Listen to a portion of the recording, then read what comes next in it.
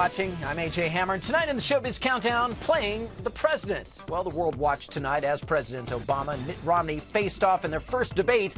That was the real thing. And what we also love are the comedians who play presidents. Some comics are so good at it, we often confuse their memorable quotes with what the real president actually said.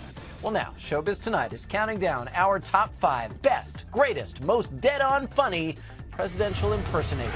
As the current president knows, the economy's in the tank. The job market's horrible. being impersonated is part of the job. And there are a few comic giants whose presidential impersonations were ones for the ages. Guess what, amigo? I'm coming to get you. It's bad. They're bad. I am bulletproof. Tonight in the Showbiz Countdown, we bring you the top 5 presidential impersonators. At number 5, Chevy Chase as Gerald Ford. What's this about a press conference, Ron? You called it, Mr. President. Called it what?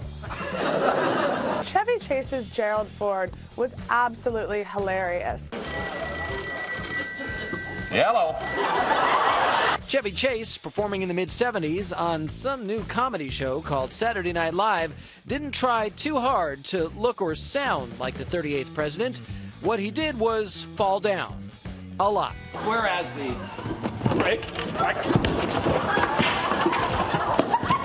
Gerald Ford is probably one of the most athletic presidents in modern history, but Chevy decided to play him as kind of this bumbling, clumsy fool. Shall we begin, gentlemen?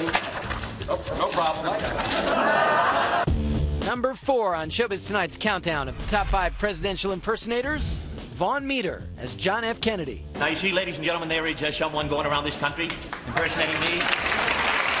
In the 1960s, Vaughn Meader lampooned JFK on shows like The Ed Sullivan Show and on records that had people lining up by the millions. It was one of the best-selling albums of all time after it was released.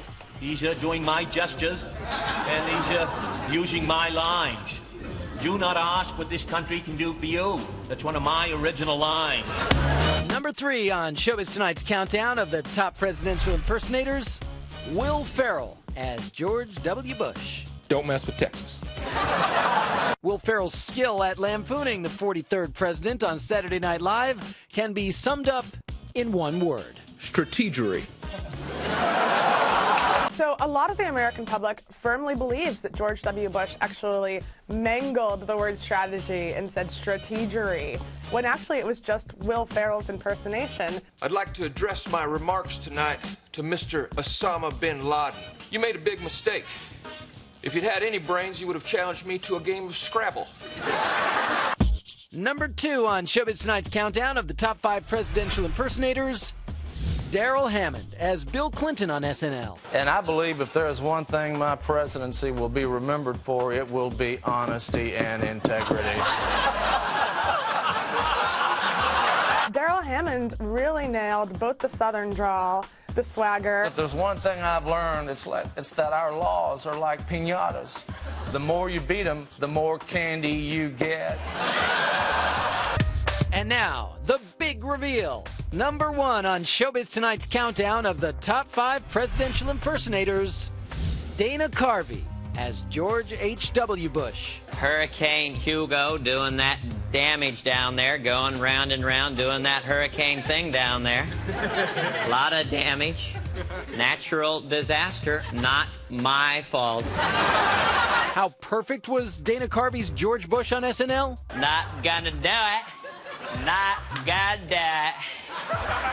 It got the seal of approval from Bush himself. Bush 1 has actually impersonated Dana Carvey impersonating him. Wouldn't be prudent at this juncture. As Dana Carvey would say, not gonna do it. Wouldn't be prudent.